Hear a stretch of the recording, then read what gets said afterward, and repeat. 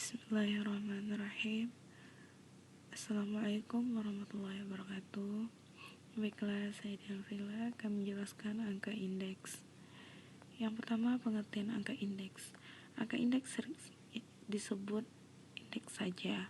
Pada dasarnya merupakan suatu angka yang dibuat sedemikian rupa sehingga dapat dipergunakan untuk melakukan perbandingan antara kegiatan sama dalam waktu yang berbeda.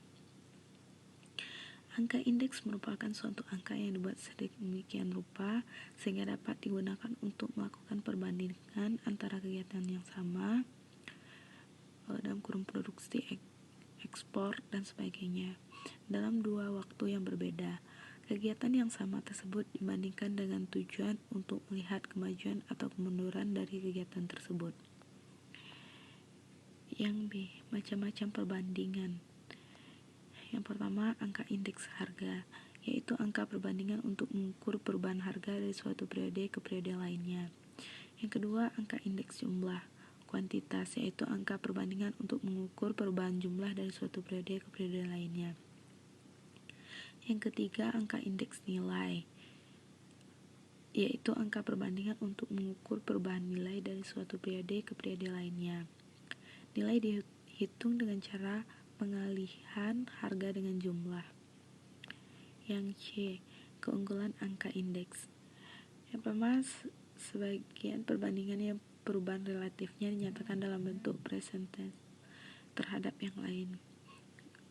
Dua, untuk membandingkan perubahan dari suatu periode ke periode lainnya. Oleh karena itu, penggunaan angka indeks sangat luas. Dalam sosiologi, angka indeks digunakan untuk menghitung perubahan penduduk. Psikologi menggunakan angka indeks kecerdasan seperti IQ. Angka indeks harga menunjukkan harga dari satu periode ke periode lain. Angka indeks kuantita menunjukkan perubahan kuantita dari suatu periode ke periode lain. Angka indeks nilai, perubahan nilai uang dari satu periode ke periode lain. Bagian D, macam-macam angka indeks. Pertama, indeks sederhana. Indeks yang bagiannya indeks harga, IP, rasio antara harga tahun T kurung PT dengan harga tahun dasar kurung P0 dikali 100. Indeks kuantitas, rumusnya IQ, rasio antara kuantitas tahun T dengan harga tahun dasar disebutkan dengan Q0 dikali 100. Yang bagian E, teknik penyusutan angka indeks. Yang pertama, tujuan pengukuran angka indeks.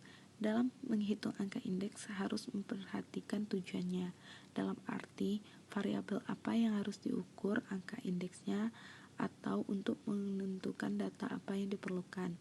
Samping itu harus juga diperhatikan bagaimana cara mengukur variabel tersebut. Bagian 2, sumber dan syarat perbandingan data. Variabel yang akan diperbandingkan atau dihitung angka indeksnya harus diukur dalam satuan dan kualitas yang sama. Sebaiknya data yang dikumpulkan berasal dari sumber yang sama. Jika sumber datanya berbeda, maka perhatian batasan-batasan atau definisi yang digunakan. Bagian C, perhatikan pemilihan periode dasar. Periode dasar merupakan waktu yang digunakan sebagai pembandingan.